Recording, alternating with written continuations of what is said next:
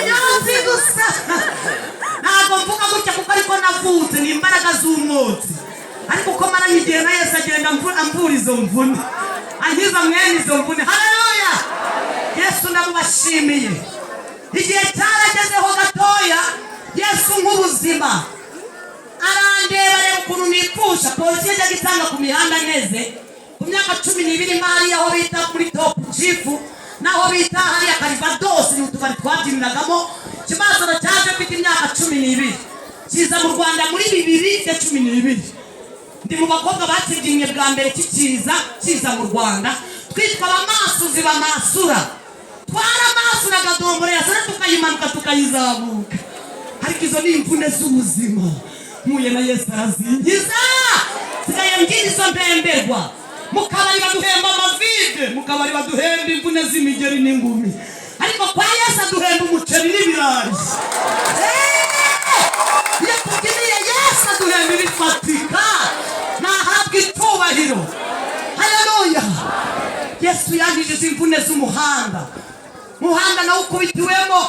Uyu muhanda bahundajemo muri Prodire bamambiraga mu mifuka bakandaza n'izindi ndaya. Wabona kumukiriya wawe bakagukata mukiri kumwe bakamuguteranyaho, ariko Yesu nasanze wanyijije imvune nta wamunderanyaho. Waza kuritera kirebera. Gihe kimwe mbonye ko inkoni za viye zindembeje, inkoni za leta zindembeje niga kwipfusha. Bajaga bafatira ku mihanda hariya Nyabugogo muri utwo tubari, yamfata yajya kuntendeka muri Pandagare nkahita mbera umwuka. Ubu nari mfite uburyo mbera umwuka nkawuhumeka mu gihe runaka. Iyo bashyiragaho ugutwi narapfaga bagukuraho nkaba muzigo. Ngahumeka umwuka ungana n'igenda barapfuye. Nari mbizi ndashima Yesu wabinyije ubu sinabishobora. Yesu akiza imvune z'imihanda. Barafataga bagashyira muri Pandagare napfuye noroshye niyoroheje. Bakajyana sehashi ibyuma byonyine nibyo byagaragaza ko ndi muzima. Ahita mvuga afande mwite sase yanyu ntacyo tucoboke tugende. Bakanshobora bakajya kumfunga ariko essence nayitwitse n'amafaranga yo kwa muganga bayishyuye ngo bareko napfuye. Ariko Yesu akiza imvune we. None undi mama Fabrice ndi umukozi w'Imana ukorera Imana. Ndi n'umwana w'Imana uzabona Imana. Yesu ni ubuzima. Yesu ni ubuzima. Igihe kimwe rero ndazinywa izo muri 2000 nanyweye inzoga zimarana iminsi 3. Naryamye muri Prodire hariya Nyabugogo hariya kuri gare ndaramo umunsi wose n'ijoro ryose. Bambonye bajya kubwira viye na mere. Ariko rero wa mukobwa wanyaryamye muri Prodire ahantu yararangiye nakwicura.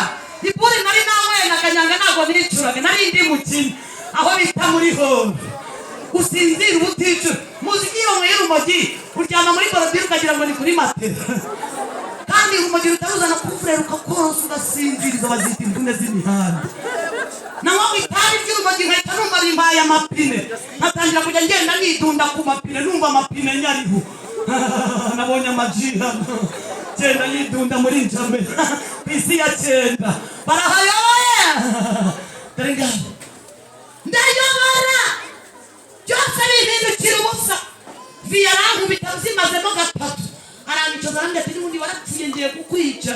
Ndavuga ni viya makuru mfite rero nuko uziko nyiri wawe ndi ku mutima urankoraho ndipfusha. Ndamubarira imibare ko ngiye kwipfusha bakamukatira. Arangije araterura kubita hasi nyitapfa. Gapfuye nyine. Viya n'ikina arahungiza biranga. Viya agenda azana amaso asukaho biranga.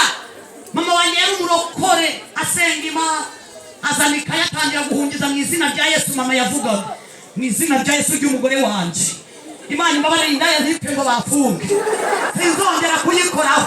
Ndavuga nubwo wiyambaje izina rya mama reka nkubabarire Viya itangaruka ndazuka. Biyarambaza ati bite ni ndazutse wari uriye kumenya napfuye byaheze. Iyo uri kugasima bakwigisha uburyo biyazana ishushu bitire turi ndazimira tomoka hasi nyitagenda homeza imvune z'imihanda. Ajya nitegura nkajya mu kazi yareba na mere inkoni zitagikuba. Bajyaga bankubita bagakubita ngahagarara nkajya mbareba inkoni ikomoka na minya abwira mama ariko mama igihe wahereye buri mu kigira vuba vuba ucomoke ngende inkoni zikugira igitabo cyose kakurangizamo umuntu ntabwo zivura ingese ikivura ingese ni Yesu uhura n'ingeso bigacomekana dusome ijambo ry'Imana riri mu butumwa bwiza bwa Yesu bwanditswe na Matayo. Utarize nkanjye wabandi bize ndi mu ishuri nkava muzi ngo njyewe nize nigaga ku kigo cya Mwima kubera kugenda nanywera ibiyobyabwenge ibindi bifite muri marete nkabinwa muri rekereyasi bashyiraho umubare ku kibaho nkabona ni ibintu by'ibitambara biriho by'ibikeri biri gusura ndavuga ariko nkuriye mu Mesi ari mu biki nkajya nkora imibare bazana broshire ngo hori kizami nkashushanyaho bimwe nabonye nagihereza Mesi ngenda guca mu kigo Mesi yareba akabona ibintu biri agaseka uvuga ni seka ni Mesi ari byo wanyu nibyo nabonye bandi babonye umubare ngewe mbona ibikeri ibyo nguhaye Mesi twabitaga ba Mesi mu kanya gatoya bakabageza igihe cyo gutanga biroti yanjye guhera ku myaka 9 niga mu wa gatatu yatangiye kugiherezwa ababyeyi amanota 10%. Wanyuma kandi 51 mu nyinshi 51 ayitwara mu ntoki gutya kandi nkayishyira mbere na vishe turi muzaho yamaga nimukuririmba no kwirukanga ahantu kurata ayo nawe yandusha yo bagera mu kuririmba nazanaga zimwe zo mu kabari narayo ya marapa mama nuka abayasiraho somoka magenda